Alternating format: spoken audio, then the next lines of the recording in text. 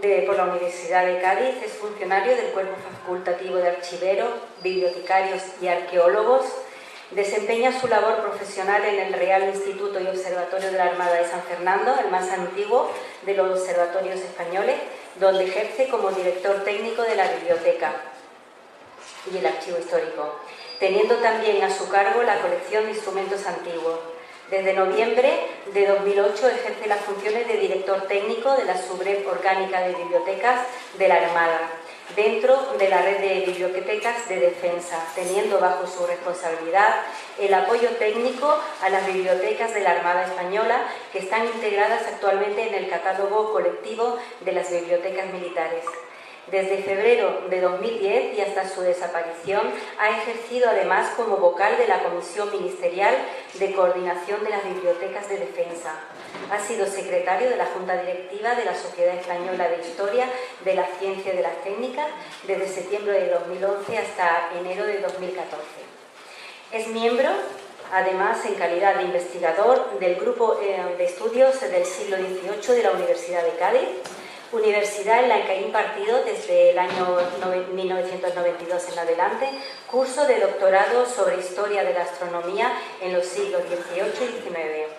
También ejerce funciones docentes en la Escuela de Estudios Superiores de la Armada, en la que es profesor responsable de la asignatura Historia de la Ciencia, incluida en el máster de Astronomía y Geofísica impartido en ese centro.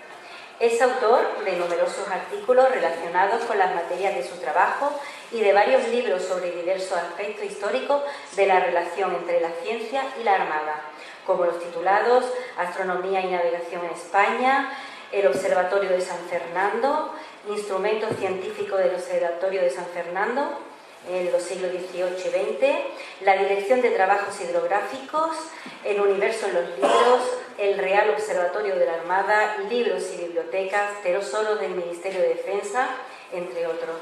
Durante los últimos años ha desarrollado diversos proyectos de investigación histórica sobre el Observatorio de San Fernando y la Dirección de Hidrografía, financiados por el Instituto de Historia y Cultura Naval, por los Ministerios de Ciencia y Tecnología, Educación y Ciencia e Innovación. Como consecuencia de sus trabajos de investigación, ha presentado ponencias en diversos congresos nacionales e internacionales relacionados con la historia de la ciencia y con el patrimonio bibliográfico, archivístico e instrumental de la Armada. Y hoy, por primera vez en Ronda, va a impartir su conferencia La navegación astronómica y los instrumentos náuticos a través de la historia. En mitad del océano y sin GPS, como lo hacían, nos va a desvelar todas estas cuestiones dentro de un momento. Tengo que decir también que contactamos con Francisco a través de un viaje que se hizo el año pasado, una excursión al Observatorio de San Fernando. Y bueno, pues ahí parece ser, yo no pude estar, que se quedaron con un buen sabor de boca y con ganas de tener aquí a Francisco entre nosotros. De nuevo, Francisco, muchísimas gracias por atender al Centro Andaluz y esperemos que se te sientas a gusto entre nosotros, la primera y no la última vez que estás con nosotros. Bueno, por supuesto, muchísimas gracias. Muchísimas gracias por invitarme, muchísimas gracias por la presentación, que parece muy larga, pero lo que pasa es que ya me voy haciendo mayor, y voy acumulando muchas cosas. Para mí es un placer estar aquí en Ronda, porque bueno, mi trabajo me ha llevado a dar charlas y a hablar en muchísimos sitios, pero nunca me había traído a mi pueblo. Entonces para mí es, como ya digo, un verdadero placer. Estoy muy agradecido a mis amigos, porque ya puedo decir mis amigos, que han ido 2 veces al observatorio y han querido que estuviera hoy aquí, y que van a atreverse a que yo durante 1 hora les hable del mar aquí en medio de la sierra. Cuando ellos fueron allí yo les dije, pensaréis que hace uno de Ronda aquí al lado del mar estudiando lo que hacen los marinos. Bueno, pues ahora voy a venir aquí a contarlo, ¿no? No quisiera empezar la charla sin un pequeño recuerdo a algunas personas que yo sé que hoy estarían muy contentas de verme aquí, como mi padre, que falleció hace muy poco, que trabajó aquí en Ronda, y mi madre, que no ha podido venir, que es rondeña, y también mi abuelo, que fue jefe de estación en Ronda y que estaría seguro muy orgulloso de verme aquí hoy charlando de estos temas, ¿no? Pero bueno, esas son cosas personales que uno guarda ahí y que no puede evitar decirlas. Por lo demás, ya les digo, estoy muy contento de estar aquí y voy a intentar, en lo posible, ser ameno, aunque a veces puede que me vaya por las nubes porque el tema no es tan sencillo como parece, ¿no? Yo soy historiador de formación, como han podido ver por lo que ha leído la presidenta, pero he tenido que aprender mucho para poder hablar de estas cosas, porque cuando yo llegué al observatorio como bibliotecario, me encontré rodeado de militares y de científicos. Y yo era de letras. Y yo tuve que aprender de unos y de otros muchos conceptos a los que no estaba acostumbrado. Porque la historia de la ciencia es una disciplina que siempre pilla de lejos a todo el mundo. Los científicos no la estudian porque dicen que eso es historia, y los historiadores no la estudiamos porque decimos que eso es ciencia. Entonces queda siempre en el terreno de nadie, y sin embargo cuando uno entra en ese mundo se da cuenta de que muchos de los grandes problemas de la humanidad han tenido que ver con la evolución de la ciencia.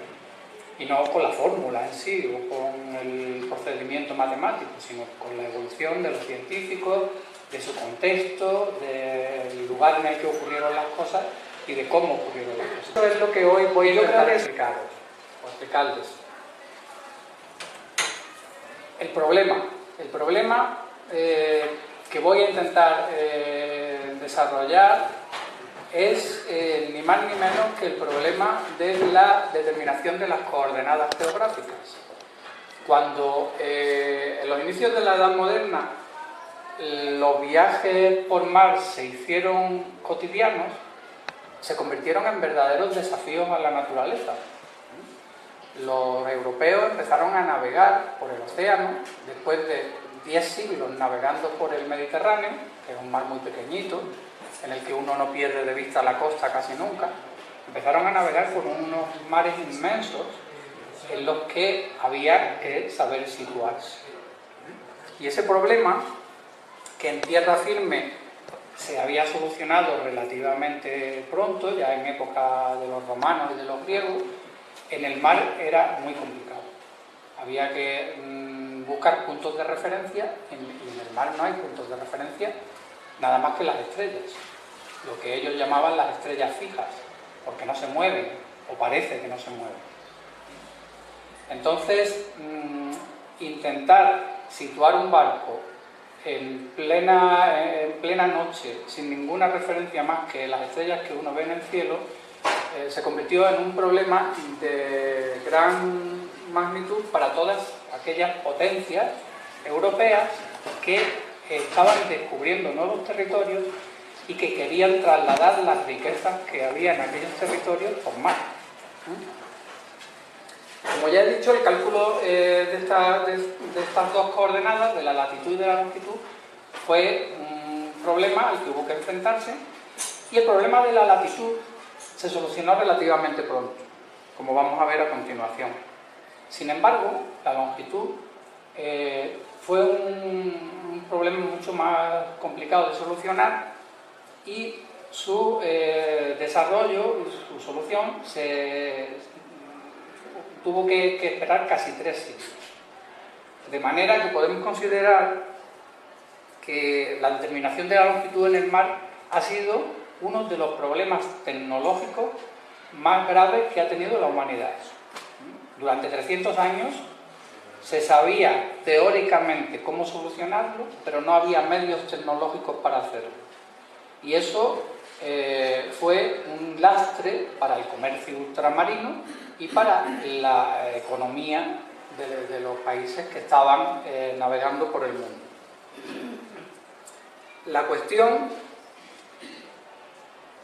llegó a tener tal importancia en la Edad Moderna que podemos encontrar referencias incluso en la literatura. El propio Miguel de Cervantes, en una de sus novelas ejemplares, la titulada El coloquio de los perros, escribe un pasaje en el que 4 personajes de 4 profesiones muy distintas, un poeta, un alquimista, un matemático y un cobrador de impuestos están quejándose y discutiendo sobre cuál de ellos era más sufrido en su trabajo. Y cuando interviene el matemático, lo que dice es esto: bien han exagerado vuesas mercedes sus desgracias, mas ¿qué diré yo de la mía, que es tan sola que no tiene dónde arrimarse?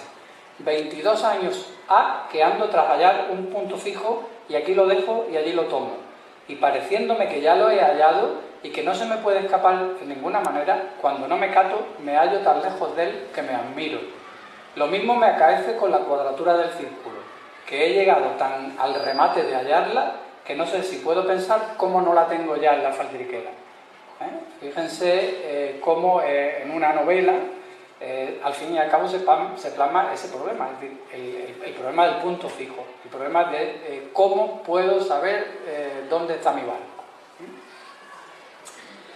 ¿Y cuándo se empieza a solucionar esto? ¿Dónde están los orígenes de la solución a este problema? Pues esos orígenes los vamos a encontrar en el desarrollo de la náutica en la península ibérica durante la Baja Edad Media.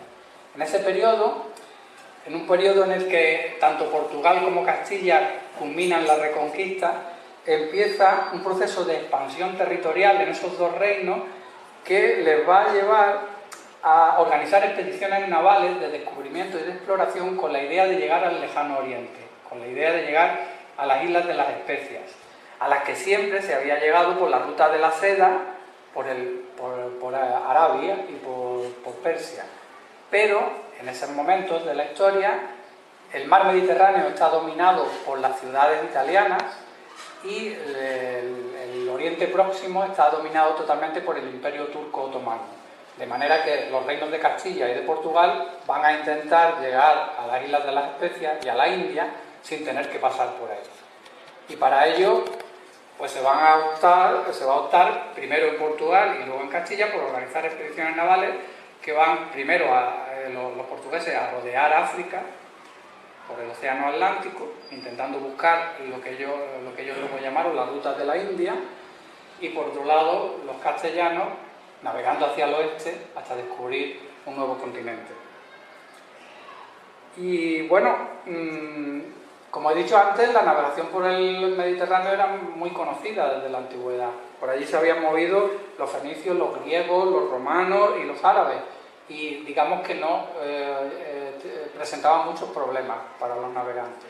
Sin embargo, estas nuevas rutas que planteaban los reinos peninsulares sí que iban a dar muchos problemas porque son dos áreas marítimas muy distintas, tanto en sus características geográficas como en sus características meteorológicas. No es lo mismo navegar por el Mediterráneo, donde 2 días navegando en línea recta te llevan a tropezar con la costa, que navegar por el Océano Atlántico, donde podía estar unos meses viendo nada más que las estrellas y el horizonte. La síntesis de los conocimientos náuticos de las dos vertientes, de la vertiente atlántica y de la vertiente mediterránea, se va a realizar en el sur de la península. Primero, por los navegantes portugueses, que tenían su centro de trabajo y de inicio de las expediciones en Sagres, en el Cabo de San Vicente, donde el infante Don Enrique, que es este que ven aquí en este monumento de Lisboa, no sé si conocen Lisboa, pero ese es un monumento además que es muy llamativo y muy simbólico, porque si se fijan, el infante Don Enrique tiene en sus manos una carabela, el que le sigue es un soldado con una espada, pero los que vienen detrás son científicos. Un señor con un astrolabio, un señor con una esfera almilar y con un compás. Es decir, la ciencia era necesaria para poder hacer esas expediciones, cosa que no ocurría en el Mediterráneo. Y bueno, lo que van a hacer los portugueses es navegar por la costa de África, intentando llegar al Cabo de Buena Esperanza y confirmar que África acababa en algún punto y que se podía navegar de nuevo hacia el norte para llegar a la India. El camino hacia el sur era relativamente sencillo. Era relativamente sencillo porque se podía navegar a favor de las corrientes y de los vientos. El problema venía cuando había que volver hacia Lisboa, porque los barcos tenían que internarse en el Océano Atlántico y tenían que navegar sin ver la costa durante mucho tiempo, hasta llegar a las Canarias, a Madeira o a las Azores, que eran lugares desde donde ya sí se sabía volver con facilidad a la península. Así que los portugueses se vieron obligados a perfeccionar unos barcos especiales, las carabelas, que eran los primeros barcos son los primeros barcos que van a aguantar navegaciones de larga duración en el océano. Se van a ver obligados a simplificar y modificar los instrumentos náuticos que se usaban en el Mediterráneo para poder buscarle utilidad en el Atlántico. Y por último van a redactar lo que ellos llamaron los regimentos, que eran instrucciones manuscritas de navegación de cómo había que efectuar ese tipo de observaciones con los instrumentos del barco y con cómo había que pilotar el barco por esa zona poco conocida.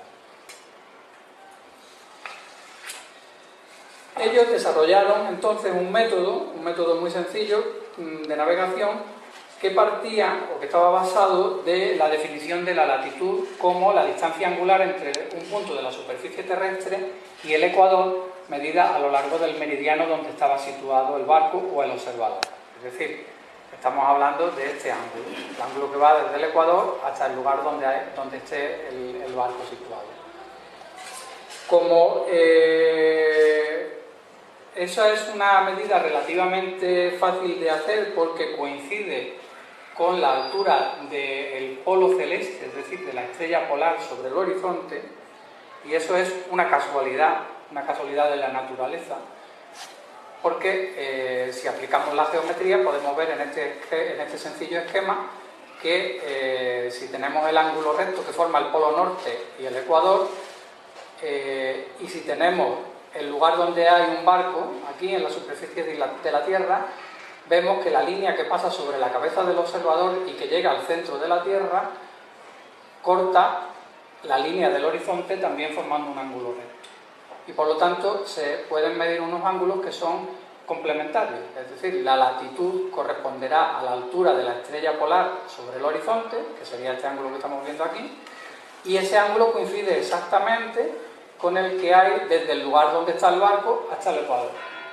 Es una cuestión geométrica que sale así de sencilla y que va a solucionar el problema de la latitud de una manera relativamente fácil de utilizar si uno sabe realizar las observaciones en el mar para medir la altura de la estrella polar sobre el horizonte, tal y como vemos en la otra imagen. ¿Qué hacían los portugueses? Observaban la altura de la estrella polar antes de salir del puerto de partida y luego, durante la travesía, procuraban realizar la misma observación en el barco o desembarcando para ver qué diferencia de grados de altura sobre el horizonte observaban. Transformando esas diferencias de grados en leguas o en millas náuticas, podían saber más o menos cuánta distancia habían navegado. Ya está empezando el fantasma a hacer cosas aquí. Bueno, vamos a volver a donde estábamos.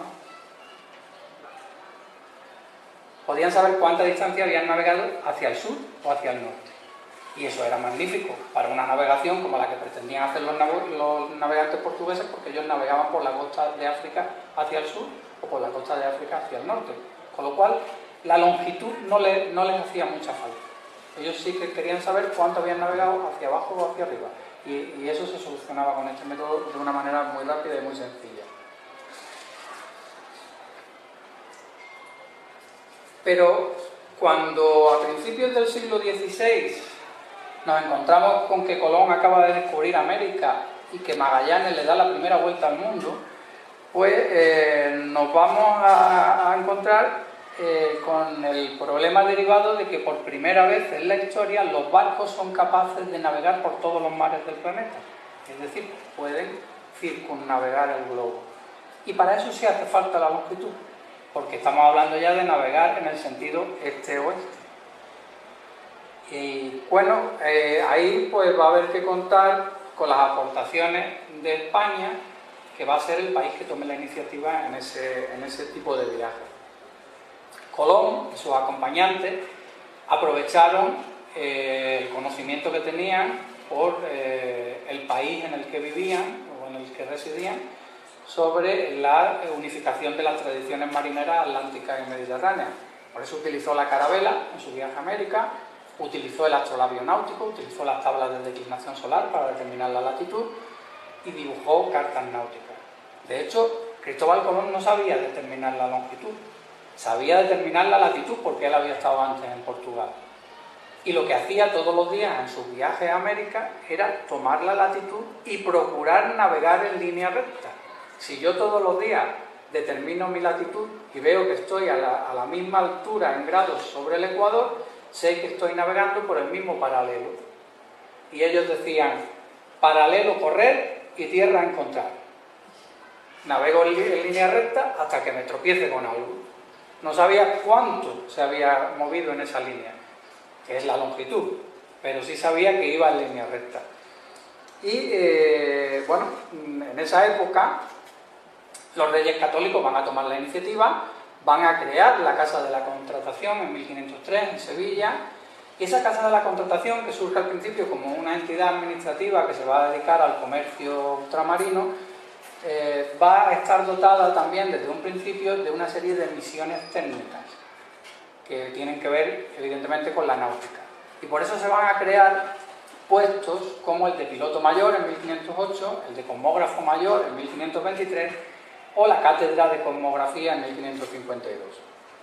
Desde la Casa de la Contratación se va a exigir a todos los pilotos que viajasen a las Indias un programa de estudios basado en conocimientos básicos de la esfera, geografía, en la capacidad para hacer observaciones para determinar la altura de las estrellas y del Sol sobre el horizonte, y del uso y construcción de cartas de marear, es decir, de cartografía.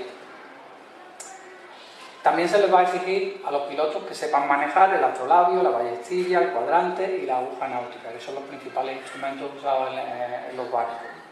Como consecuencia de ello, nos vamos a encontrar con que a lo largo del siglo XVI España va a ser el único país de Europa donde se publiquen de manera cotidiana y sucesiva numerosos tratados de navegación que van a estar diseñados en función de ese programa de estudios que exigía la Casa de la Contratación. Digamos que se van a publicar una serie de libros que van a colocar a España en la vanguardia de la náutica y que van a estar redactados y elaborados como si fueran verdaderos libros de texto. Libros de texto para unos marinos que en su mayoría no sabían ni leer ni escribir, pero que tuvieron que aprender para poder navegar a América, evidentemente. No es lo mismo la navegación de cabotaje, sin perder de vista la costa, o la navegación pesquera, que la navegación oceánica, que como ya he dicho, era un verdadero desafío a la naturaleza. Hoy día estamos acostumbrados a viajar sabiendo dónde vamos y cuándo volvemos. En aquella época se sabía cuándo uno salía, pero no se sabía cuándo volvía. Y además no se podía comunicar con nadie. Así que nos vamos a encontrar con que en España se publican tratados como la Suma de Geografía de Martín Fernández de Enciso, que tiene un título muy largo, que no podemos ver bien aquí, pero que dice al final, y que trata largamente del arte de marear. Es el primer tratado de navegación que se publica en Europa. Después se va a publicar el Tratado de la Esfera y del Arte de Marear de Francisco Faleiro, que era un cosmógrafo portugués que se viene a Sevilla con Magallanes, con intención de participar en la expedición de Magallanes, pero que al final se queda trabajando en la Casa de la Contratación. Y a mediados del siglo van a aparecer las dos grandes obras de navegación del siglo XVI, que son El Arte de Navegar de Pedro de Medina y El Breve Compendio de la Esfera y del Arte de Navegar de Martín Cortés. Son dos libros que se publican en un periodo de 6 años y que van a ser traducidos a todos los idiomas europeos y que van a tener a lo largo del siglo XVI y del siglo XVII más de 50 ediciones. Uno fue el preferido de los ingleses, el Breve Compendio de la Esfera, y el otro de los franceses, El Arte de Navegar. Fueron tan buenos estos libros que no llegaron a ser superados. Es decir, durante el siglo XVI se siguieron publicando tratados y manuales de navegación, durante el siglo XVII también, Empezaron a publicar algunos en inglés, los ingleses, pero ninguno fue superado hasta el siglo XVIII, ninguno de estos dos. No obstante, podemos encontrar otras aportaciones españolas, como el Compendio del Arte de Navegar de Rodrigo de Zamorano, que fue cosmógrafo mayor de la Casa de la Contratación, o Andrés García de Céspedes y su Regimiento de Navegación, que cierra el ciclo de los grandes tratados con la publicación del Regimiento de Navegación, que se publica en 1606 en Madrid. A partir de ahí vamos a entrar en un periodo de crisis. El siglo XVII, como saben ustedes, fue un siglo de crisis política, social y económica en toda España, y la navegación y la náutica no escaparon a esa crisis. La Casa de la Contratación dejó de trabajar en las funciones técnicas de la náutica y solo se dedicó al comercio y a las cuestiones administrativas. Las universidades se quedaron aisladas del resto de Europa por la Real Pragmática de Felipe II, que impedía que los profesores españoles fueran al extranjero a aprender o a enseñar y que los profesores extranjeros vinieran a las universidades españolas, todo por miedo a la reforma luterana. Y bueno, digamos que la tradición de aportaciones a la náutica quedó interrumpida de manera brusca. Sin embargo, y a pesar de la crisis, durante mucho tiempo, todos los navegantes de Europa, que fuesen ingleses, holandeses, franceses, italianos, aprendieron a navegar en libros españoles. Y eso es algo que está estudiado desde los años 40, desde 1943, por el almirante Guillén, que fue director del Museo Naval de Madrid, y que recopiló todos los tratados de navegación y todas las traducciones que se usaban en toda Europa, hasta el punto de que publicó este ensayo que se llama Europa aprendió a navegar en libros españoles, que tiene un título muy bonito, que además está puesto en un frontispicio de la Escuela Naval Militar todavía, en donde estudian los oficiales de la Armada Española, ¿no? Para que no se olviden de que durante una época los marinos españoles fueron los más importantes del mundo. Bueno, como hemos dicho, las aportaciones de los portugueses abrieron un proceso en el que la astronomía empezó a pesar dentro de la navegación. Y se fue transformando poco a poco lo que antes se llamaba el arte de navegar en lo que hoy día conocemos como navegación astronómica, impulsando el desarrollo de nuevos instrumentos y obligando a la mejora de los conocimientos astronómicos de unos marinos que generalmente tenían unos conocimientos muy rudimentarios y manejaban unas técnicas muy antiguas. Al fin y al cabo, todas esas técnicas se habían basado hasta entonces en el uso de la aguja náutica, en el uso de la brújula. La brújula es un aparato que fue introducido en el Mediterráneo por los árabes en el siglo XII y que, al fin y al cabo, para lo único que servía al principio era para indicar dónde estaba el norte, nada más. Y con eso yo tenía que imaginar todas las demás operaciones que tenía que hacer en el barco. En el siglo XV, la aguja imantada o la brújula se transformó en aguja náutica. Y se transformó en aguja náutica cuando fue montada sobre la rosa de los vientos. La rosa de los vientos es un círculo en el que van marcados de manera equidistante los 32 vientos más usuales en el Mediterráneo. Y cada uno de esos vientos, si yo utilizo la brújula para buscar cuál es el norte, me pueden servir para traspasar a una carta náutica 32 posibles rumbos en líneas rectas. De manera que si yo sé buscar el norte, sé buscar una línea de navegación. Con eso y poco más se podía uno mover más o menos bien por el Mediterráneo. El origen de la carta náutica primera, o de las cartas portulanas de la Baja Edad Media, está precisamente en el uso de la rosa náutica, de la rosa de los vientos y de la aguja náutica. Como pueden ver, las cartas portulanas eran unas cartas que describían a la perfección la costa, poniendo de manera vertical todas las anotaciones sobre puertos, aguaderos, lugares donde se podía desembarcar, lugares donde se podía hacer aprovisionamiento, y que en su parte relativa al mar estaba dotada de una serie de puntos o de nodos donde había dibujadas rosas de los vientos con sus 32 líneas imaginarias que partían de ellas. De forma que el navegante, utilizando la brújula, lo que hacía era seleccionar una de esas líneas para navegar. Y si quería ir de un punto a otro, buscaba las líneas que le permitirían llegar de la manera más corta posible, saltando de un rumbo a otro según se aproximaba o no al lugar de destino. Es decir, si yo quiero ir desde este punto hasta este punto, pues he de coger este rumbo, luego he de coger este rumbo, luego he de coger este rumbo y luego he de coger este rumbo. Ese era el sistema que utilizaban mediante la rosa náutica y la aguja imantada. Un poco más adelante, cuando los portugueses avanzan por la costa de África y empiezan a utilizar las observaciones de latitud, empiezan a hablar de grados al norte y al sur del Ecuador, van a aparecer las cartas planas. Las cartas planas son muy parecidas a las portulanas, pero ya van dotadas de una red de meridianos y de paralelos que permiten, mediante esta escala graduada de la izquierda, establecer la latitud a la que se encuentra el barco después de haber hecho las observaciones de la altura de la estrella polar sobre el horizonte. Entonces, digamos que, aunque mantiene todavía el uso de la rosa de los vientos, aquí el navegante ya podía situar también su barco si tenía unas buenas observaciones de altura de la estrella polar sobre el horizonte. Pero tanto unas, las portulanas, como otras, las planas, eran unas cartas muy poco precisas, porque las dos cometían grandes errores cuando eso se traspasaba a la superficie de la Tierra.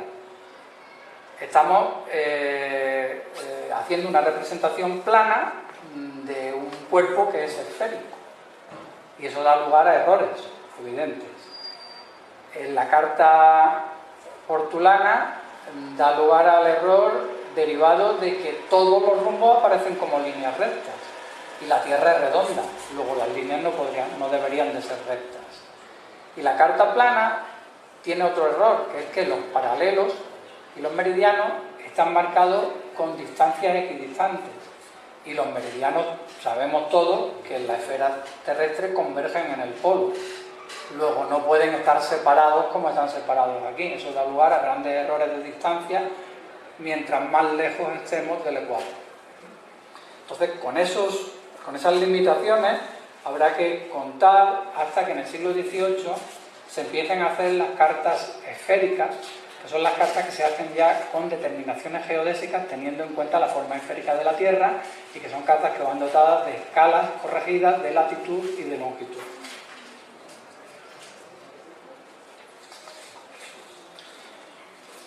Además, cuando se empezó a hacer habitual la navegación por el océano, los navegantes se dieron cuenta de una cosa, que es que la aguja náutica no señalaba siempre el norte verdadero o el norte geográfico. Se dieron cuenta de que las agujas náuticas señalaban a otro sitio, no era el verdadero norte geográfico. Por eso los navegantes de la época colombina decían que las agujas nordesteaban, que apuntaban un poco hacia el nordeste, no hacia el norte. Y fue Cristóbal Colón el que, navegando hacia América, se dio cuenta, el día 13 de septiembre de 1492, a unas 100 leguas al oeste de las Islas Azores, que las agujas de marear dejaban de nordestear y empezaban a noroestear, es decir, que empezaban a señalar al lado contrario.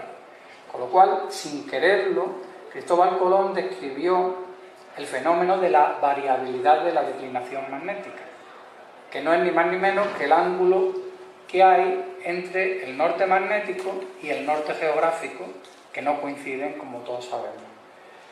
Colón no fue consciente de su descubrimiento, pero sí que despertó el interés de muchos investigadores cuando anotó eso en sus diarios de navegación.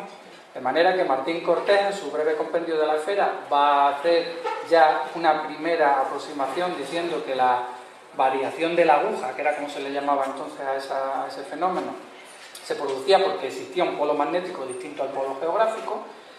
Y luego, en el año 1600, aparecerá el británico William Gilbert, que será el que, en su libro titulado De Magnete, el magnetismo, estudie por primera vez la teoría de que la Tierra es un gigantesco imán natural con dos polos, uno positivo y otro negativo, a los que se dirigen las agujas náuticas y que no tienen por qué coincidir con los dos polos geográficos.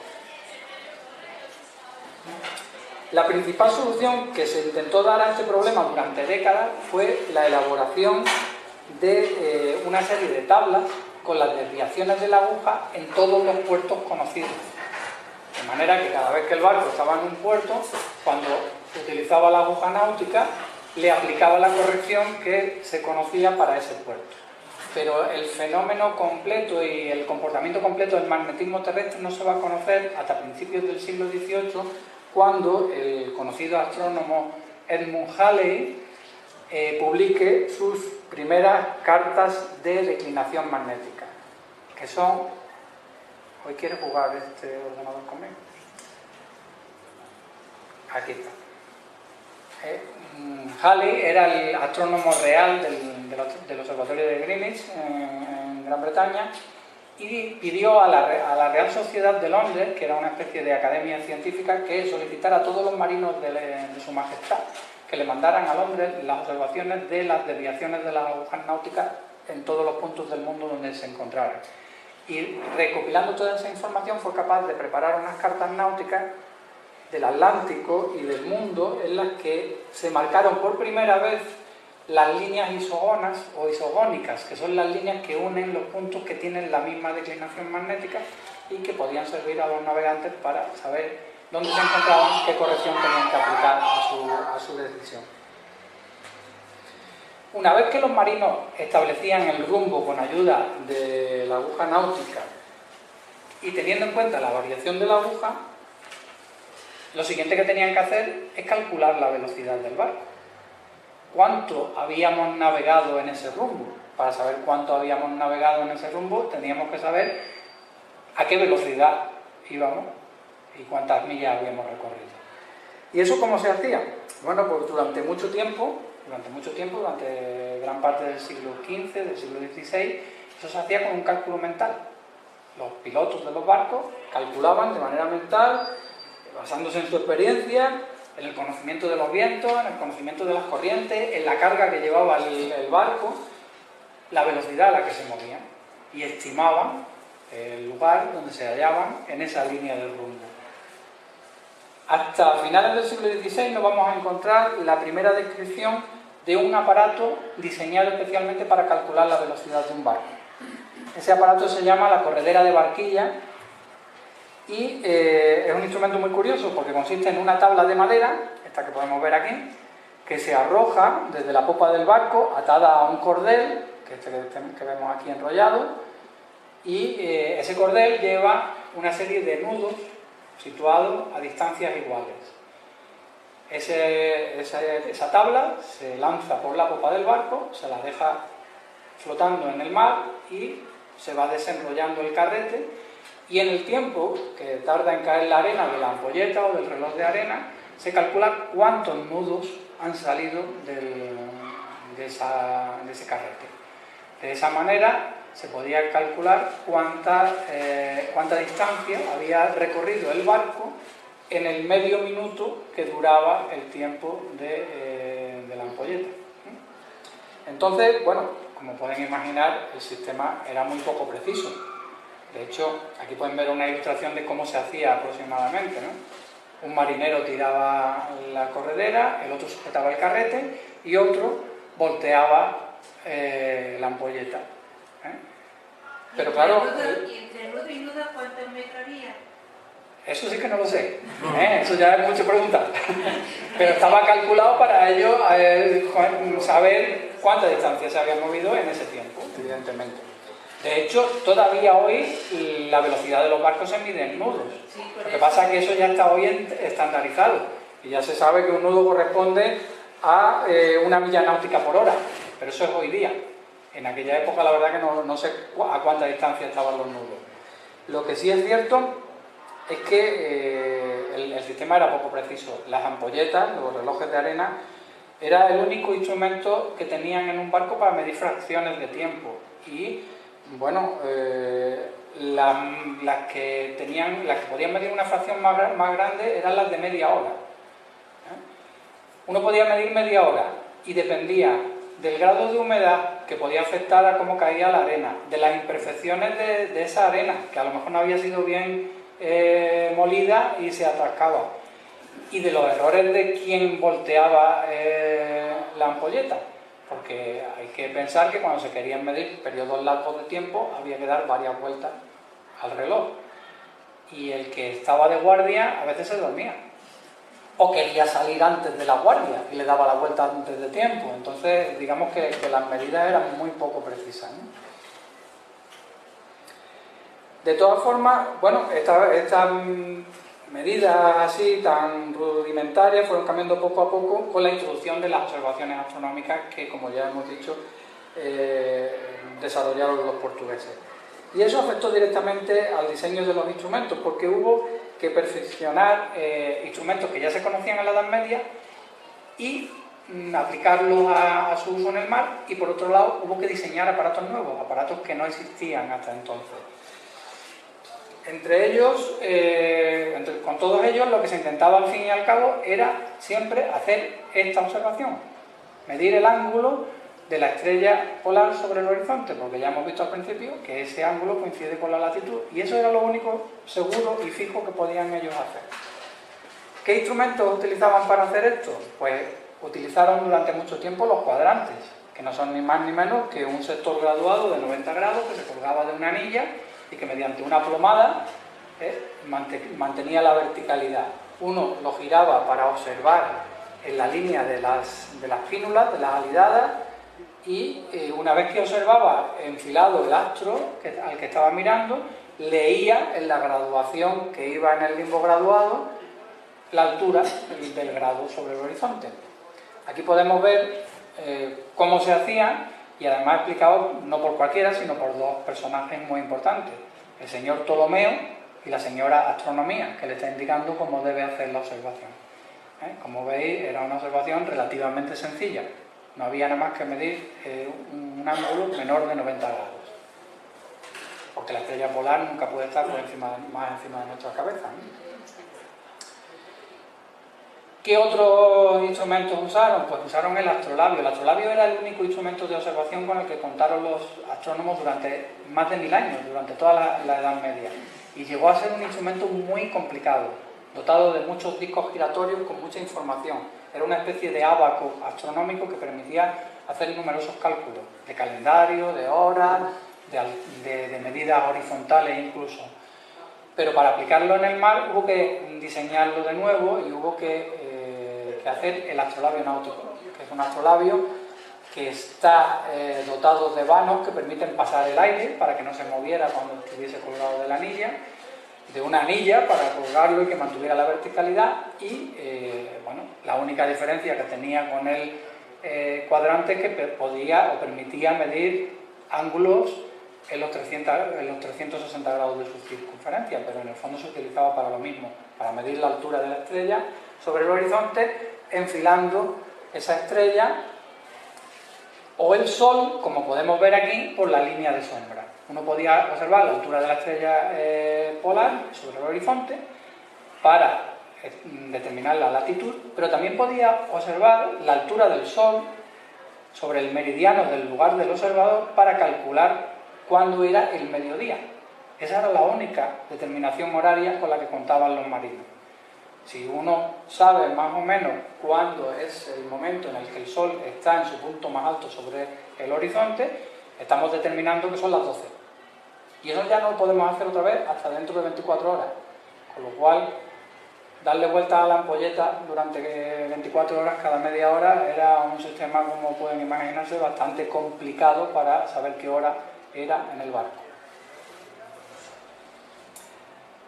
Además de estos dos instrumentos, los marinos usaron también el anillo astronómico que se utilizaba dejando pasar un rayo de sol por un agujerito que luego marcaba una graduación en el interior del círculo de latón, y un aparato que fue traído del Océano Índico por Vasco da Gama cuando descubrió la India, el camal o taboleta da India.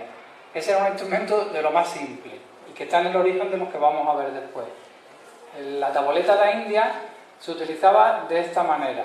El observador alargaba el brazo hacía coincidir con la parte alta de la tabla la estrella polar y con la parte baja de la tabla el horizonte. Y estiraba la cuerda, que tenía también unos nudos cada cierto trecho. Viendo cuántos nudos había tenido que separar o acercar la tabla para poder ver a la vez la estrella y el horizonte, determinaba cuántos grados de latitud o cuántos grados de altura sobre el horizonte tenía esa estrella. Para simplificar todo esto, hubo que inventar aparatos nuevos. Y el principal de los nuevos aparatos que se inventan en el siglo XVI va a ser la ballestilla, que no es ni más ni menos que un perfeccionamiento de la taboleta de India. Como vemos, la ballestilla es una regla graduada por la que se pueden mover en ángulo recto otras dos piezas que son los llamados transversarios. Con ellos se hacía la misma observación. El observador acercaba el ojo al extremo de la regla graduada y tenía que observar a la vez la estrella y el horizonte y hacerlos coincidir. Una vez que los hacía coincidir con el transversario, giraba el aparato y leía en la tabla graduada los grados de altura sobre el horizonte. Se dio un paso más a finales del siglo XVI con la construcción del cuadrante de Davis, que no es ni más ni menos que una complicación de la ballestilla que va a permitir por primera vez hacer la observación de la altura del Sol también, pero de espaldas, para no dañarse la vista. Siempre hemos pensado, por lo menos yo, cuando chicos veíamos las películas de piratas y de navegación, siempre veíamos el pirata con el gancho y el pirata con las patas de palo. Y uno piensa que el principal problema de salud que podía tener un navegante era pues, quedarse sin una pierna o quedarse sin una mano. Pues no, la principal enfermedad de los navegantes de los siglos XVI y XVII era la ceguera, por intentar observar el mediodía con un instrumento de este tipo, porque al fin y al cabo miraba uno al sol y se quemaba la vista. Por la noche intentaban determinar la medianoche, igual que hacían de día con el sol, intentaban determinar la medianoche, y para eso utilizaban este aparato que se llamaba el nocturlabio, que es un aparato diseñado y bastante complicado para observar las estrellas circumpolares, que son las estrellas que por la noche le dan la vuelta a la estrella polar. Si uno sabe un poquito de astronomía, sabe que, bueno, que las estrellas se mueven a lo largo de la noche en la esfera celeste, pero la única que permanece fija es la estrella polar, que siempre nos señala el norte. Y hay unas cuantas estrellas, que son las guardas, se llaman las guardas de la estrella polar, que nunca se ponen bajo el horizonte, porque están muy cerca de ella y lo que hacen al cabo de una noche es girar alrededor de ella en el sentido contrario a las agujas de un reloj y se comportan como si fueran un reloj. De manera que si uno puede observar su comportamiento y saber dónde deben estar cada una de ellas, puede determinar cuándo es la medianoche.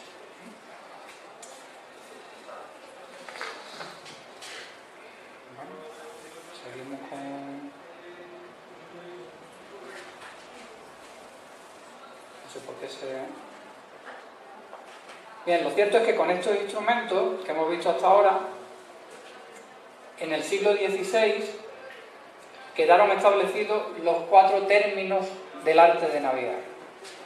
Esos 4 términos del arte de navegar eran el rumbo, que como hemos visto se determinaba con la aguja náutica, la distancia, que se estimaba con la ayuda de la corredera, la latitud, que se calculaba mediante observaciones astronómicas, y la longitud, que como no había medio de obtenerla, se deducía de los datos anteriores. Eso da lugar a muchos capítulos en todos los tratados de navegación, de cómo hay que hacer cada una de estas determinaciones, y con ellas lo que hacían los navegantes era lo que ellos llamaban echar el punto fijo del que hablábamos al principio, sobre la carta náutica. ¿Y cómo se echaba el punto? Pues se echaba el punto según la información que se tuviera. Si nosotros habíamos sido capaces de mantener un rumbo con la aguja náutica y con la corredera de barquilla habíamos estimado cuánta distancia habíamos navegado, pues podíamos marcar en la carta ese punto. Ese punto era tan poco fiable que ellos mismos le llamaban el punto de fantasía. Cuando se tenía además del rumbo, una observación buena de la latitud, entonces ya la información era mucho más científica y ellos le llamaban el punto de escuadría, porque ya se podía situar respecto a una escala de graduación de altura sobre el horizonte. Y por último, cuando los portugueses divulgaron y dieron a conocer entre todos los marinos ese método de la observación de la altura de la estrella polar y de la determinación de la latitud, y además se podía estimar la distancia que se había navegado con la corredera, se podía echar el punto de fantasía y de altura. Estos fueron unos métodos para navegar y para saber dónde estaba el barco que, como hemos visto, solo permitían una cierta fiabilidad en las navegaciones en dirección norte-sur y muy poca fiabilidad en la dirección este-oeste. Así que les venía muy bien a los portugueses y no les venían tan bien a los castellanos o a los andaluces, porque nosotros navegábamos hacia el oeste. De todas formas, a pesar de la poca precisión con la que se podía contar, como hemos visto antes por los libros de navegación, lo que sí que podemos afirmar es que eso no impidió que los marinos de la península ibérica, y sobre todo del sur de la península ibérica, navegaran por todos los mares del planeta durante más de 200 años sin ninguna competencia. Y eso es así. Pero bueno, nos queda un problema sin solucionar, que es de la longitud. Llevamos mucho rato hablando y todavía no sabemos dónde estamos. Sabemos a qué altura estamos respecto al Ecuador, pero no sabemos si nos hemos movido hacia el este o hacia el oeste. Y para explicar un poquito cómo se soluciona ese problema, tenemos que volver atrás en la historia para hablar de la evolución de la astronomía. Puesto que la astronomía, que es una ciencia que existe desde los albores de la humanidad, porque el hombre siempre ha mirado al cielo con intención de hacer un calendario, con intención de medir el tiempo, con intención de hacer predicciones astrológicas, pues en el siglo XVI esa actitud ante el cielo va a cambiar gracias a personajes que protagonizan el fenómeno cultural que se conoció como la Revolución Científica. Esa revolución científica que se va a desarrollar entre la publicación del libro de Copérnico, en el que se plantea por primera vez la teoría heliocéntrica, el de Revolutionibus, y la publicación de la ley de la gravedad por Newton en 1687. En ese periodo de tiempo, de 150 años aproximadamente, se da el vuelco a la ciencia antigua, a la ciencia aristotélica, a la ciencia de la Edad Media, y se inicia lo que hoy día entendemos como física moderna y ciencia moderna.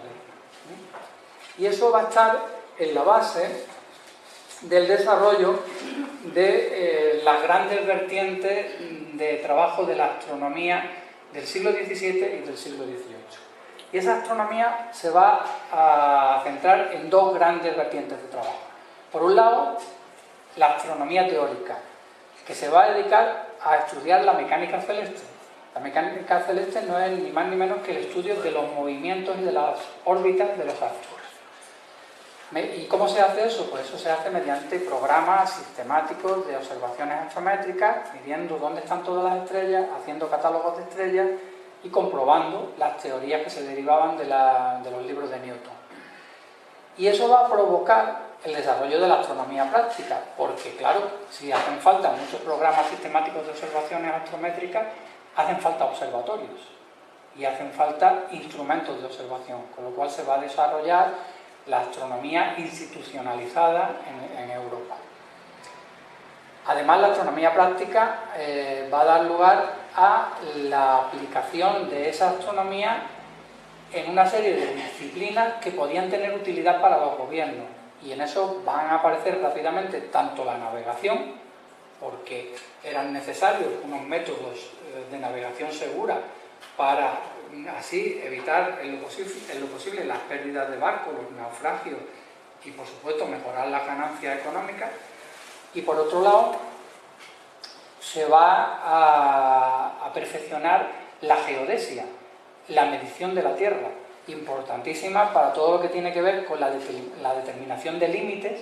Y en esta época en la que se está descubriendo el mundo, todos discutían dónde empezaba y dónde terminaba su territorio. y también para la determinación del catastro. Había que medir el territorio para saber cuánto tenía que pagar cada uno al rey. De hecho, el rey Sol, Luis XIV, fue pionero y encargó a la Academia Real de Ciencias de París que midieran el territorio de Francia de manera geodésica. Se estableció un sistema de observaciones por muchos científicos franceses que midieron por primera vez Francia. Y resultó que Francia era más chica de lo que pensaban. De manera que el rey Sol llegó a decir que ningún enemigo le había quitado tantos territorios como sus astrónomos. Así que, bueno, ese será el mundo en el que vamos a tener que situar un poco el desarrollo de la solución del problema de la longitud. Un problema que va a ser prioritario para todos los países que tienen intereses marítimos. Y por eso siempre yo me gusta citar un poco este libro, un libro moderno de una periodista norteamericana, Dava Sobel, que es muy bonito, que se llama Longitud, y que cuenta de una manera muy amena, aunque desde el punto de vista anglosajón, cómo se intentó solucionar este problema a lo largo de toda la Edad Moderna. Y esta mujer dice en su libro esta frase que vemos aquí, y que es muy importante porque vamos a ver cómo hay algunas cosas que incluso yo creo que ni ella misma ha valorado. En la medida en que más y más buques se echaban a la mar para conquistar o descubrir nuevos territorios, emprender la guerra o para transportar oro y artículos entre las tierras extranjeras, las riquezas de las naciones empezaron a flotar en los océanos y todavía ninguna nave poseía medios fiables para establecer su posición. Estamos en el siglo XVII, en el principio del siglo XVIII.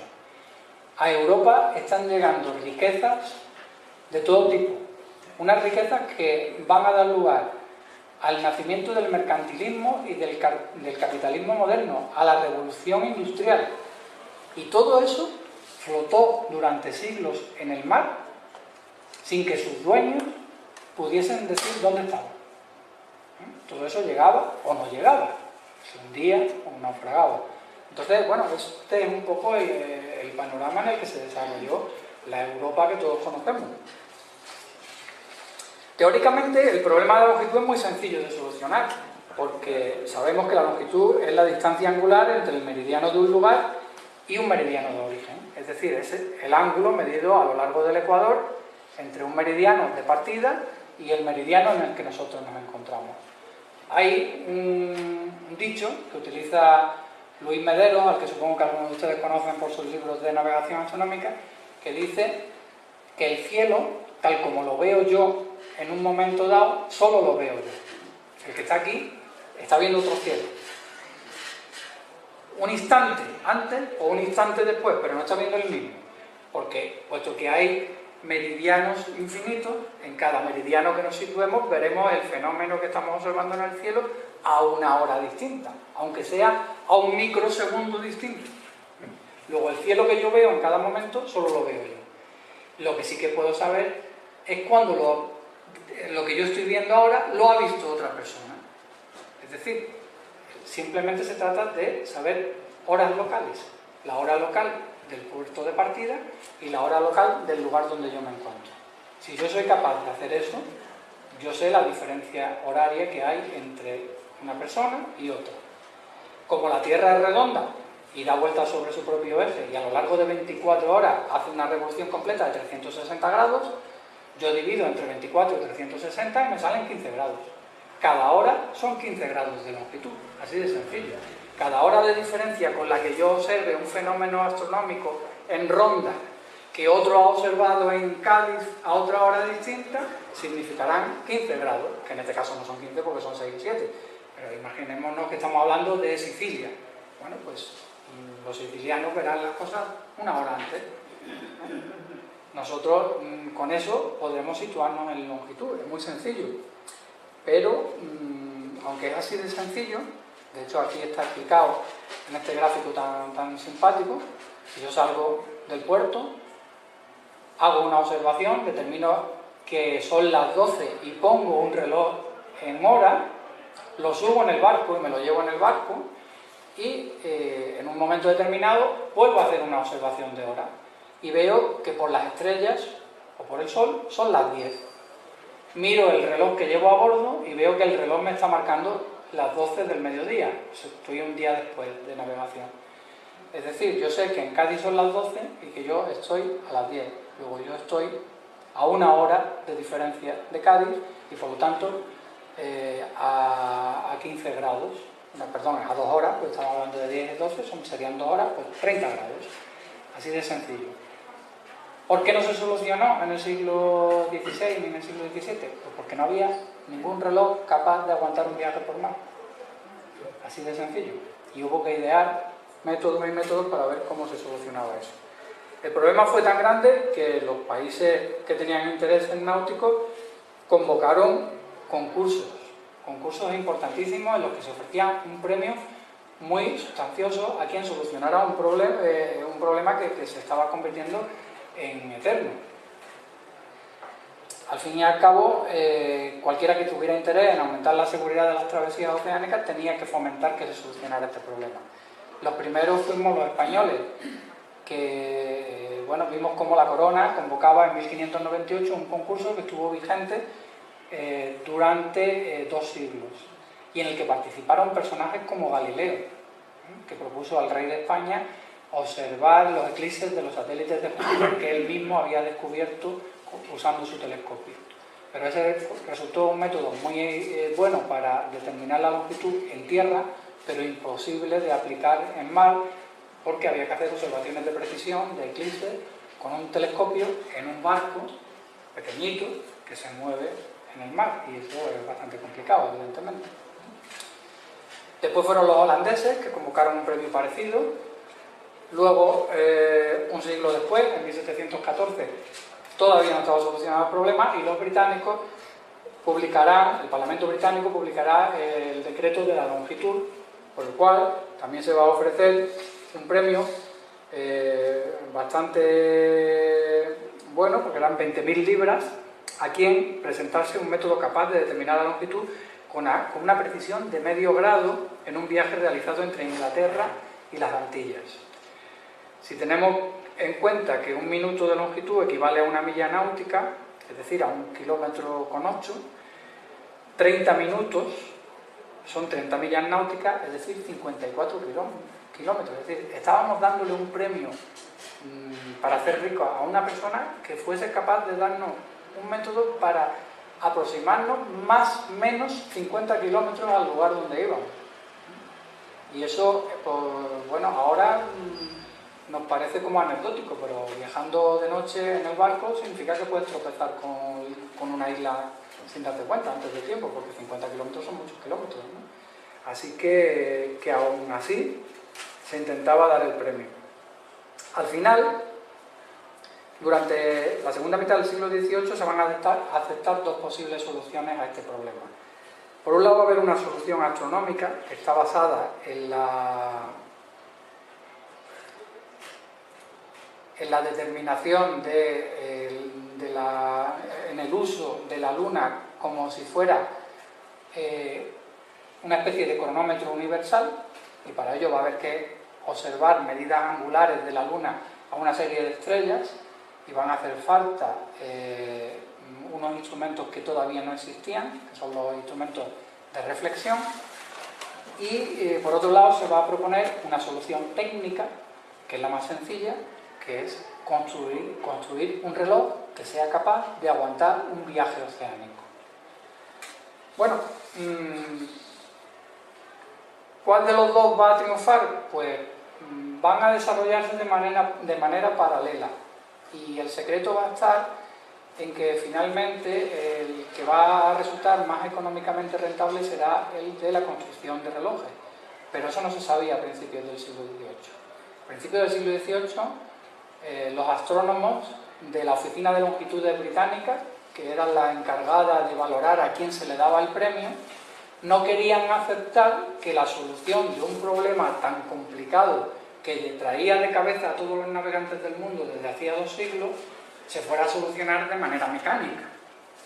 Entonces ellos eran partidarios de la solución astronómica, que es una solución como mucho más elegante y mucho más compleja. Así que, bueno, vamos a hablar un poquito de cada uno de esos 2 métodos. El método de las distancias lunares fue propuesto por primera vez en el siglo XVI, porque sabemos que la teoría era sencilla, había que determinar la diferencia horaria, y al fin y al cabo lo que proponía era utilizar la luna, que es el astro que más rápido se mueve en el cielo, como si fuera la manecilla de un reloj. Si yo observo la luna en medio del océano y determino dónde está y sé obtener la diferencia con dónde debía estar en el lugar del puerto de partida, podré determinar la diferencia de longitud. Eso es, al fin y al cabo, el problema en el que se basa este método. La luna se mueve muy rápido, tanto es así que hasta mediados del siglo XVIII no hubo unas tablas fiables de posiciones de la luna. De hecho, Newton, que fue capaz de enunciar la ley de la gravedad, llegó a decir en uno de sus libros que la luna era el único astro que le había dado dolor de cabeza, porque cada día la ve uno en un sitio. Los demás astros sí que más o menos son previsibles por dónde van a aparecer, ¿no? Así que, bueno, hubo que esperar a que hubiese unas tablas de la luna fiables, como la de Tobias Mayer, que se publican en 1767, y una nueva generación de instrumentos que permitieran medir distancias angulares con precisión desde un barco en movimiento. Esos instrumentos van a ser los instrumentos de reflexión. El primero de ellos será el octante, que es diseñado por John Hadley, que lo registra su prototipo en 1731, y que tiene la particularidad en la que por primera vez el observador va a poder reunir en una sola línea de mira el astro y el horizonte. Porque imaginemos que con la ballestilla, o con la tableta de la India, o con el cuadrante de Davis, uno tiene que hacer el ejercicio visual de mirar a la vez la estrella y el horizonte. Y eso es complicado, porque el ojo solo puede mirar a un sitio a la vez. Entonces, este instrumento, mediante un juego de espejos, que está aquí, permite mover esos espejos por medio de unos apoyos instrumentales y permite que en la misma línea de mira en la que yo tengo el horizonte pueda hacer lo que los navegantes llamaban bajar el sol o bajar la estrella, que es mover el espejo hasta que hago coincidir ese astro con el horizonte. Una vez que los hago coincidir, solo tengo que girar el instrumento y leer en la graduación la distancia angular. Eso se puede hacer de una estrella al horizonte o de una estrella a la luna. De ahí que se le llame a este método el método de las distancias lunares. El octante se va a perfeccionar, va a tener diversas versiones: quintantes, sextantes, círculos de reflexión, y la principal de ellas va a ser el sextante. El sextante fue diseñado por Thomas Campbell en 1757, que propuso ampliar el arco graduado a 60 grados, no a 45 como tenía el octante, con lo cual se podían medir ángulos mayores. El sistema óptico era el mismo, como pueden ver aquí en este esquema.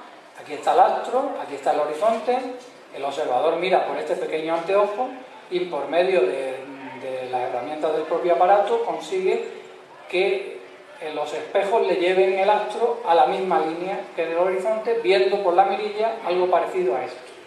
Cuando el astro está coincidiendo con el horizonte, se puede leer la graduación en el aparato. Eso hizo que a partir de entonces el sextante se considerara como el mejor instrumento para cualquier observación realizada a bordo, pero sobre todo para la aplicación del método de las distancias lunares. No solo en el siglo XVIII, sino también en el XIX, en el XX y en el XXI. Como pueden ver aquí, que uno de los asistentes a esta conferencia, que está por allá atrás, creo, pues estaba observando con el sextante en las aguas del estrecho hace muy pocos días, igual que hacían los marinos del siglo XVIII. El otro método fue el método del traslado de la hora, el método de los cronómetros marinos. Este método también es muy antiguo, también fue propuesto en el siglo XVI, es decir, estamos viendo cómo las dos maneras de solucionar el problema se conocían desde el siglo XVI, pero en el caso de las distancias lunares ni había tablas de la luna, ni había instrumentos de reflexión, y en el caso del transporte de la hora no había relojes. Fue propuesto por primera vez por Gemma Frisius en un libro de astronomía en 1530, aunque algunos autores españoles dicen que no, que la primera propuesta se hizo en la Junta de Badajoz de 1524 por uno de los hijos de Cristóbal Colón, que también diseñó teóricamente el problema y dijo: señores, lo que hay que hacer es llevar un barco a bordo, o sea, un reloj a bordo, y ya está, no hay ningún otro problema, pero había que construir el reloj. Al fin y al cabo, los primeros intentos para solucionar este problema se van a hacer por Galileo, que es el primero que intenta hacer un péndulo de precisión, y luego por el holandés Huygens, que es el padre de la relojería moderna. Huygens es el teórico del péndulo ideal, del reloj de péndulo. Y bueno, todos sabemos que un reloj de péndulo no se puede usar en el mar, porque el barco se mueve y las pesas que hacen que el mecanismo funcione se mueven, con lo cual el mecanismo no funciona bien y el péndulo no bate los segundos de manera sincronizada, con lo cual no es válido. Así que, aunque lo intentó en el siglo XVII, no tuvo éxito y al final construyó péndulos ideales, péndulos de precisión, relojes astronómicos para observatorios, pero no pudo construir un reloj que pudiera aguantar una travesía oceánica. Habrá que esperar hasta principios del siglo XVIII, cuando un carpintero inglés, John Harrison, que siempre había tenido inclinación por la mecánica, construyese los primeros relojes capaces de navegar sin perder precisión. Harrison construyó con 22 años el reloj de la torre del ayuntamiento de su pueblo, en madera, y consiguió construir un reloj como un carpintero que era, totalmente en madera, que funcionaba de maravilla y que era bastante preciso. Animado por los premios que había dado el gobierno británico en el decreto de la longitud de 1714, se plantó en Londres para ver a John Graham, que era un relojero importantísimo en aquella época, y proponerle la idea de construir un reloj que prescindiera de los dos elementos que hacían imposible su marcha en el mar, que son las pesas para mover el mecanismo y el péndulo. Si somos capaces de prescindir de las pesas y del péndulo y sustituirlas por otros mecanismos distintos, en este caso el volante espiral para la cuerda y el método de escape por un volante giratorio, pues podremos tener un reloj que funcione con el traqueteo del barco. A Graham le pareció muy bien la idea, pero claro, la oficina de longitudes, como ya he dicho, estaba gobernada por los astrónomos teóricos, y eso de construir un reloj que solucionara el problema no les parecía como que iba a ser viable. Así que le emplazaron a que se presentara en Londres con un prototipo. Como era un hombre muy decidido, en 1735 apareció en Londres con su primer prototipo, que es este que vemos aquí, el primer cronómetro de Harrison, al que llamó H1, y que después de ser probado en un viaje desde Lisboa a Londres, desde Londres a Lisboa, ya demostró que cumplía las condiciones exigidas por el premio. Es decir, ya tenía una precisión mayor de los 30 minutos de error que pretendían dar al que lograra, o sea, que exigía el premio. Pero claro, era muy grande, dijeron los astrónomos. Hay que hacerlo más pequeño y menos pesado, porque eso es muy grande para llevarlo en un barco. Así que obligaron a Harrison a hacer el H2, que fue terminado 4 años después. Nunca fue probado en el mar, pero funcionó de maravilla. Le siguieron exigiendo que hiciera un tercer prototipo, porque seguía pareciéndole muy grande y muy pesado el H2. Así que él, en vez de hacer un tercer prototipo, hizo dos, el H3 y el H4. El H4 fue probado en un viaje entre Inglaterra y Jamaica y logró una precisión espectacular. Poco más de 1 minuto de error, cuando lo que se exigía era al menos 30. Es decir, que cumplía de sobra las condiciones para que Harrison obtuviera el premio. Pero aún así, la oficina de longitudes se negó a darle el premio. Y le obligaron, bueno, le humillaron, porque le exigieron que fuese a Londres y ante una comisión de relojeros despiezara su reloj y le enseñara a los demás relojeros cuál era el secreto. algo que, bueno, cuando había en juego un premio de mucho dinero, pues era relativamente peligroso, porque luego podían copiarte y decir que lo había hecho otro. De todas maneras, este hombre era muy buena persona y lo hizo. Lo hizo y desarmó el H4, explicó su mecanismo a otros relojeros y uno de ellos, Larkin Kendall, construyó 3 réplicas. Como vemos, los ingleses no son muy originales cuando ponen nombre a sus relojes, y igual que Harrison le había llamado a lo suyo H1, H2 y H3, pues Kendall le llamó a lo suyo K1, K2 y K3. Y esos relojes fueron probados por el capitán Cook en sus viajes por el Océano Pacífico y dieron muy buenos resultados. Aún así, se dudaba si había que darle el premio o no había que darle el premio a Harrison. Así que él, ni corto ni perezoso, le regaló el H5, un nuevo reloj todavía más pequeño que los anteriores, al rey, directamente. Se saltó a la oficina de longitudes, se lo regaló al rey, el rey lo probó en su observatorio particular y comprobó que a lo largo de 10 semanas solo acumuló un error de 5 segundos. Era un reloj magnífico, mucho más bueno de los que nos regalaban a nosotros en la primera comunión a finales del siglo XX. Y claro, la oficina de longitudes tuvo que plegarse ya, porque el rey dijo, ¿por qué no se le da el premio a este señor? Así que al final le dieron el premio, 37 años después de que el H1 ya hubiera cumplido lo exigido, cuando ya tenía 80 años. Se resistieron, pero bueno, al final se lo dieron.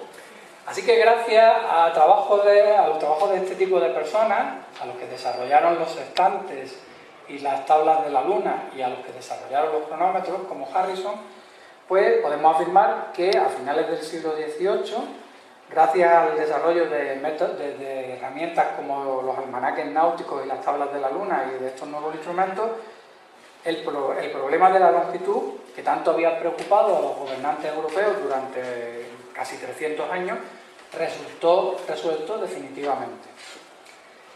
Y aquí, digamos que podríamos terminar la charla, pero yo no quiero terminar esto sin contar qué pasaba en España, porque hemos visto que España se quedó descolgada de esta evolución científica y técnica durante el siglo XVII. Durante el siglo XVIII, cuando llegan los Borbones a España, después de la Guerra de Sucesión, se van a encontrar con un país donde la astronomía no se había institucionalizado, como había pasado en Francia y en Inglaterra. Aquí no se habían creado observatorios y aquí no se habían profesionalizado los astrónomos. No había gente dedicada a la matemática, a la física y a la astronomía. Las cátedras de historia natural o de filosofía natural, que eran las que se dedicaban a eso en la universidad, o estaban vacantes o estaban ocupadas por clérigos que eran contrarios a las ideas modernas. Es decir, se negaban a aceptar que la Tierra era redonda y que daba vueltas sobre su eje cuando los barcos españoles llevaban 200 años dando vueltas al mundo. Así que el primero de los Borbones pues tuvo que recurrir a las instituciones militares para introducir determinadas disciplinas científicas. ¿Y por qué a los militares? Pues porque los militares, aparte de que son obedientes y jerárquicos, necesitaban esas ciencias para su día a día. Los artilleros del ejército necesitaban física moderna para calcular las trayectorias de los disparos de las balas de los cañones. Por lo tanto, tenían que estudiar a Newton y tenían que estudiar a otros físicos europeos. Y por eso la biblioteca de la Real Academia de Artillería de Segovia tiene ejemplares de libros que estaban prohibidos en la universidad, como el de Copérnico o el de Newton o el de Galileo, y que sin embargo los militares usaban. Y la Armada pues tenía una situación similar. Si tú querías tener navegantes que fueran por el mundo en igualdad de condiciones del resto de los navegantes ingleses y franceses, tenías que darles a esos marinos una formación científica adecuada. Y esa formación exigía poder aplicar estos métodos de navegación que hemos explicado, poder saber determinar coordenadas geográficas y levantar cartografías precisas, y para eso hacía falta astronomía y hacía falta matemáticas.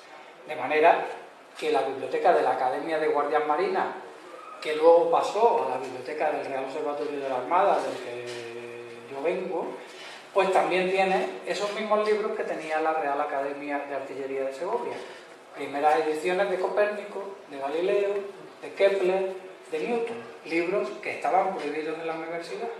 O que si no estaban prohibidos, como pasaba en la Universidad de Salamanca, se podían tener, según los reglamentos de la propia universidad, solo para uso de los departamentos de teología que debían rebatir esas teorías, no para aplicarlas desde el punto de vista científico. Así que, en ese contexto, los reyes borbones pues van a reformar la marina, van a intentar reorganizar las fuerzas navales con la intención de que España volviese a ser la potencia marítima que había sido durante el siglo XVI. La Armada va a aparecer entonces como uno de los pilares del Estado y el año 1717 va a ser importantísimo porque es el año en el que se crea el Departamento Marítimo de Cádiz, que va a aparecer como la primera base naval moderna española.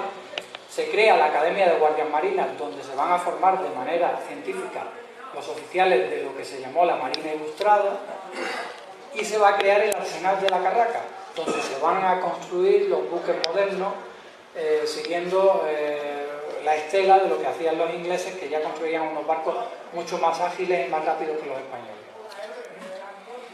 El artífice de todo esto va a ser José Patiño, que fue nombrado por el rey intendente general de Marina y que va a tener entre sus misiones no solo la armada, sino también, por ejemplo, la política de bosques, porque los bosques producen madera y los barcos se hacían de madera. Luego, es muy curioso ver cómo en el Archivo General de la Marina se encuentra toda la documentación de los pueblos de la Sierra de Cazorla, Segura y Las Villas, porque eran los lugares productores de madera para construir los barcos en el arsenal de Cádiz y en el arsenal de Cartagena.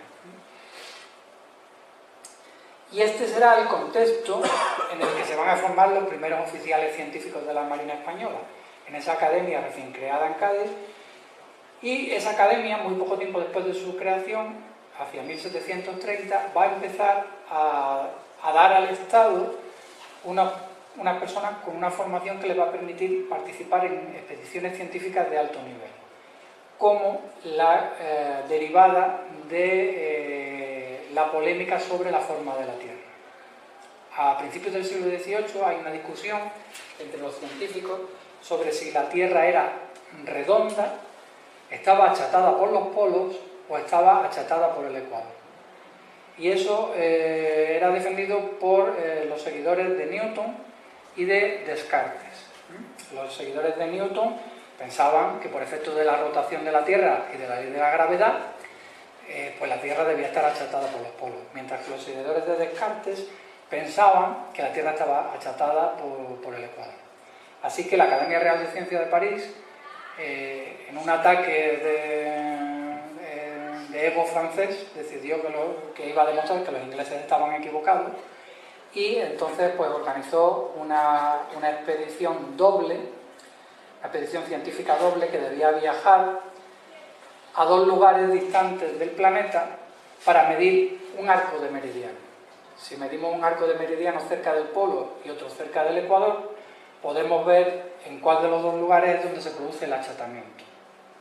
Esa fue posiblemente la primera expedición científica global, ahora que hablamos tanto de globalización, porque durante 5 o 6 años hubo científicos trabajando en dos lugares muy distantes del mundo para buscar unos resultados y unas conclusiones que solucionaran un problema que era de interés científico general. ¿Y eso qué tiene que ver con nosotros? Pues tiene que ver que la expedición que fue cerca del Ecuador eligió Quito como lugar para hacer las observaciones. Y Quito pertenecía en aquel momento al Virreinato del Perú y por lo tanto a la corona española, con lo cual la corona española recibió la solicitud de la corona francesa para que permitiera que los científicos franceses viajaran y realizaran allí sus observaciones. Y el Consejo de India decidió que ese permiso se debía dar si los científicos franceses eran acompañados por científicos españoles, para que esos científicos informaran al rey de España de qué estaban haciendo allí los extranjeros. El problema vino cuando se buscó científicos. Hubo que buscar científicos y en la universidad, no, como ya he dicho, pues no había. Las cátedras no estaban ocupadas por personas que estuviesen preparadas para manejar el cálculo infinitesimal, que era la herramienta matemática que se había impuesto en todo este tipo de trabajos desde Newton. Así que hubo que recurrir a la Academia de Guardias Marinas de Cádiz, donde se estaban formando ya personajes como Jorge Juan y Antonio de Ulloa, que van a ser elegidos para acompañar a los científicos franceses, que van a trabajar con ellos durante un periodo de varios años, en los que van a aprender de los franceses muchísimo y que van a volver a España con un montón de conocimientos y van a ser capaces, como buenos militares que eran, de publicar los resultados antes que los científicos franceses. Porque ellos volvieron y no volvieron peleados, sino que volvieron como compañeros y se pusieron a trabajar y redactaron las observaciones y la relación histórica del viaje. Mientras que los tres franceses, que eran Bouguer, La Condamine y Godin, que eran tres académicos de ciencias de París, pues cada uno era de su padre y de su madre, y decidieron para empezar no volver juntos. Godin se quedó en Lima como profesor de la universidad, La Condamine decidió volver por el Amazonas para explorar el Amazonas y Bouguer volvió por Panamá. Así que tardaron varios años en poner en común las observaciones y publicar los resultados. De todas formas, estos resultados, al fin y al cabo, lo que demostraron era que los franceses estaban equivocados y que Newton tenía razón y que la Tierra estaba achatada por los polos. Y este es, como vemos, el contexto en el que la Armada se va a ver obligada a crear un observatorio, porque uno de ellos, Jorge Juan, a la vuelta de su viaje, le va a proponer al Marqués de la Ensenada la necesidad de crear un observatorio astronómico para que los futuros oficiales de la Marina no se vieran en la obligación de aprender de los extranjeros como habían tenido que aprender ellos, y de soportar que los científicos extranjeros les mirasen por encima del hombro. Así que la propuesta no cayó en saco roto y el Marqués de la Ensenada aprobó la creación de un observatorio en el torreón del castillo de la Villa de Cádiz, que es este que tienen aquí, que es un castillo en el que estaba la sede de la Academia de Guardias Marinas, en cuyo torreón principal se hicieron unas ranuras para la observación astronómica y se preparó para que se comprasen los instrumentos en Londres que decidiera el propio Jorge Juan, que viajó para hacer la compra de los instrumentos y de los primeros libros para los astrónomos de Cádiz. Gracias a ello, muy poco tiempo después, pues se va a poner en marcha el que va a ser el observatorio más meridional de Europa, dotado con los mismos instrumentos del resto de los observatorios europeos y que tenía con diferencia el mayor número de noches operativas para la observación, porque el tiempo en Andalucía es mucho más bueno que en París y que en Londres, por lo tanto un astrónomo que trabaja aquí puede ver muchas más noches las estrellas que las ve un francés o un londinense, ¿no?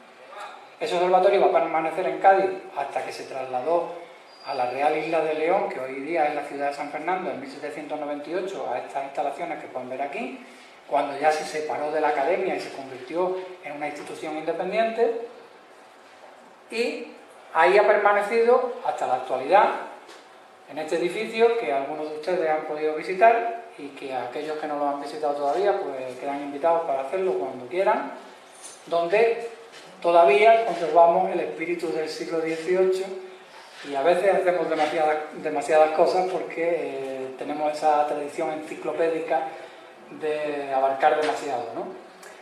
Ese observatorio empezó sus observaciones gracias a la labor de personajes ilustrados como Vicente Tofiño, que con el cuarto de círculo comprado en Londres por Jorge Juan hizo el primer programa sistemático de observaciones que se realizó en España en 1773, convirtiendo el observatorio en una verdadera escuela de astronomía.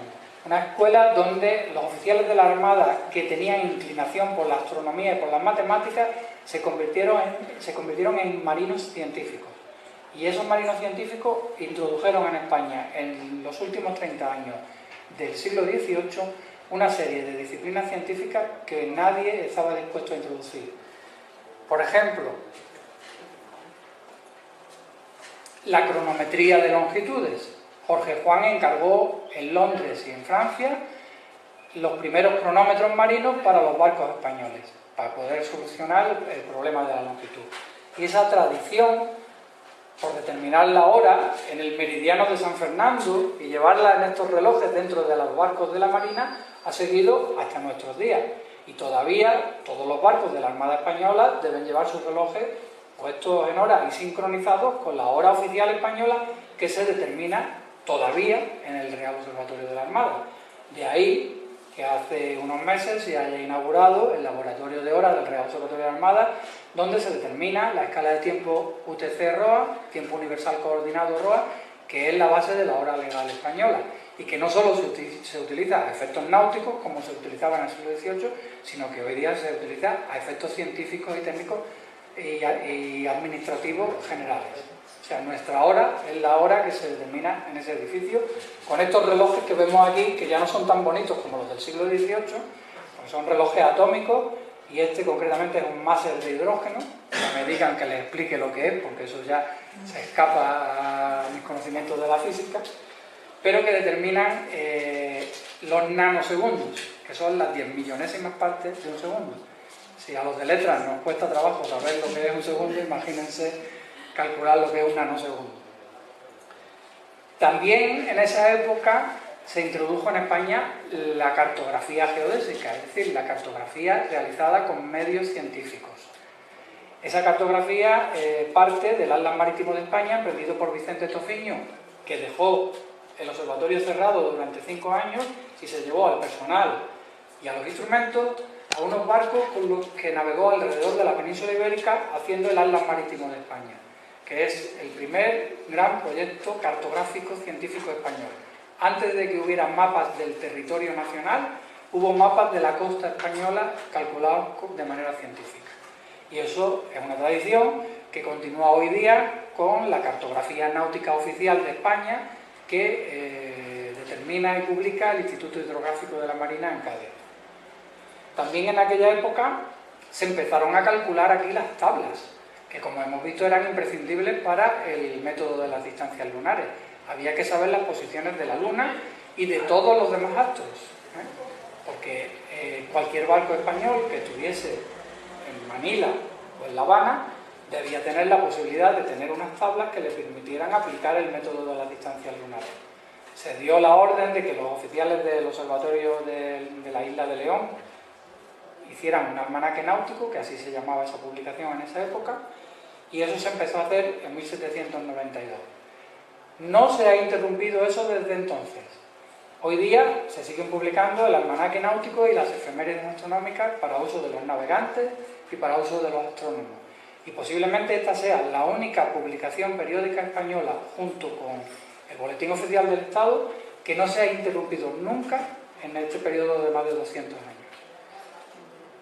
De hecho, en la época de la Guerra de la Independencia se calculaba en San Fernando y se sacaba en barco a escondidas para llevarlo a Londres e imprimirlo en Londres, y que los franceses no se hicieran con esas tablas.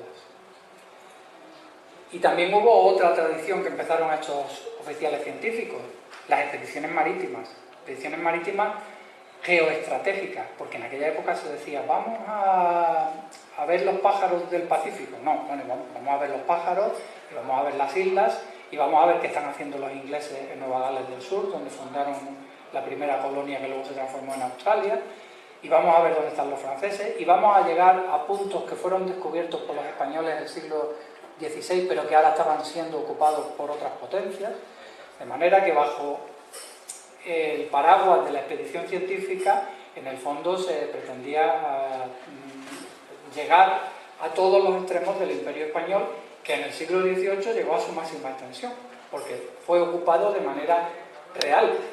En el siglo XVI se descubría una isla, se volvía, se contaba que se había descubierto, pero en la isla no se quedaba nadie.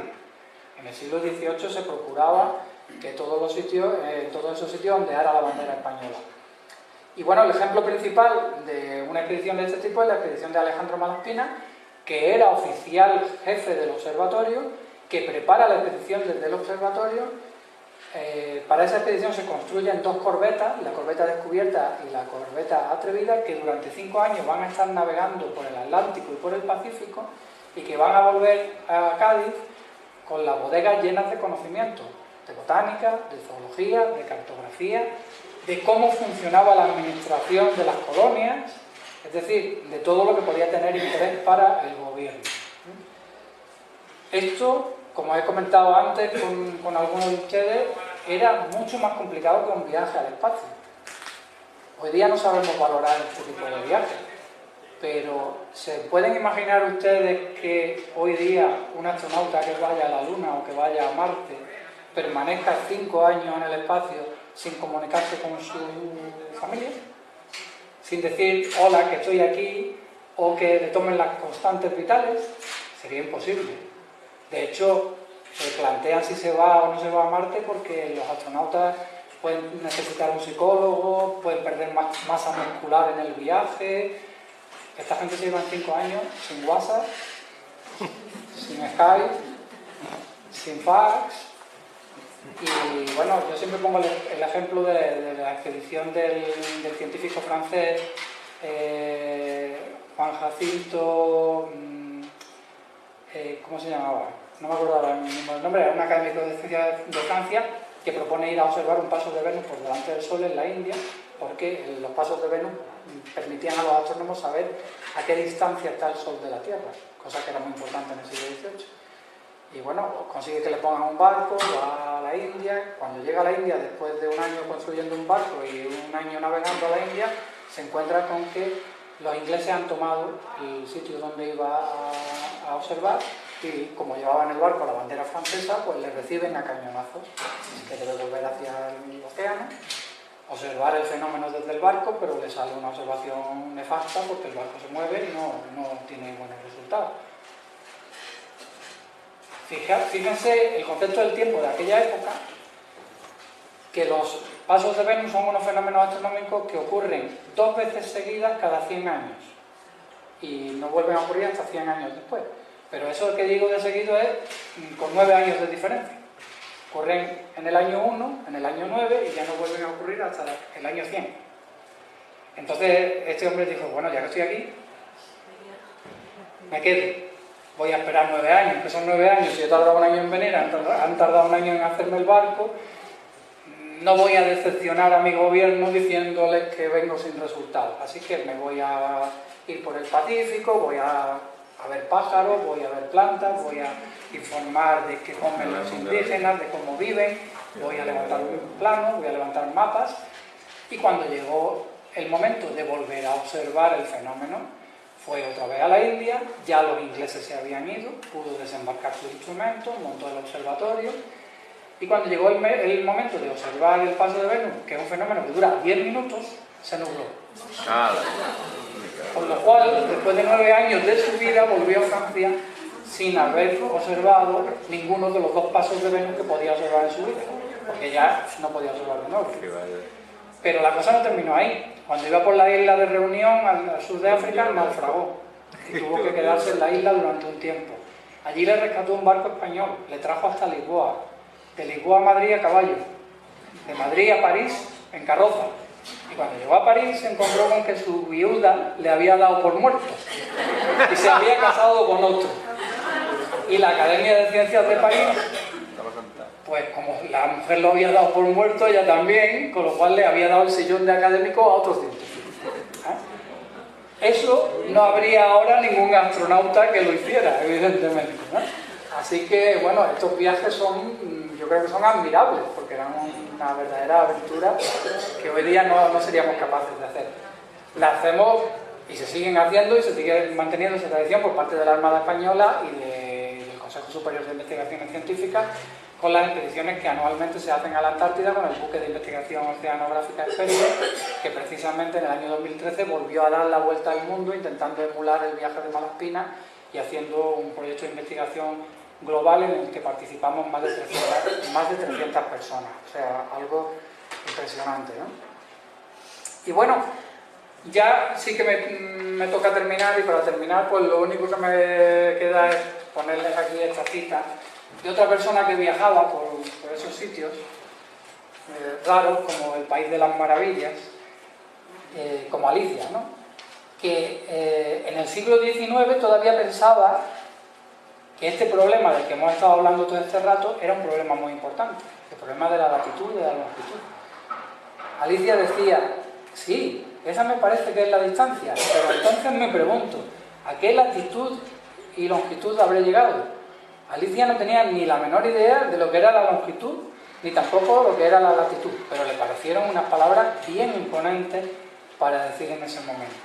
O sea que fíjense cómo esa trascendencia del problema llegaba todavía hasta un libro como este que todos conocemos por nuestra afición a la lectura, ¿no? Y bueno, nada más. Muchísimas gracias por aguantar este rato de charla.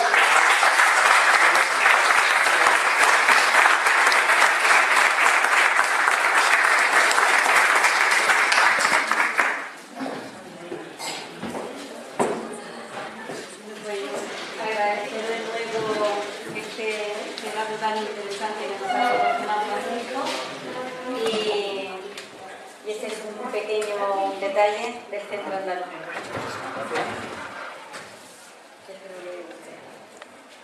Su autor está aquí, Pedro Zumera. Aquí está. Que son varios. Sí. Muchísimas gracias. Muchas gracias. Aquí. Para mí es, como ya he dicho, un honor, un placer estar aquí con mis paisanos y en un sitio como este con tanta importancia. He insistido alguna vez porque al hablar de España, las cosas de navegación hay que hablar de Andalucía, porque la mayoría de los navegantes eran andaluces, con lo cual creo que estamos en el sitio ideal y con la institución ideal. Muchísimas gracias. Gracias.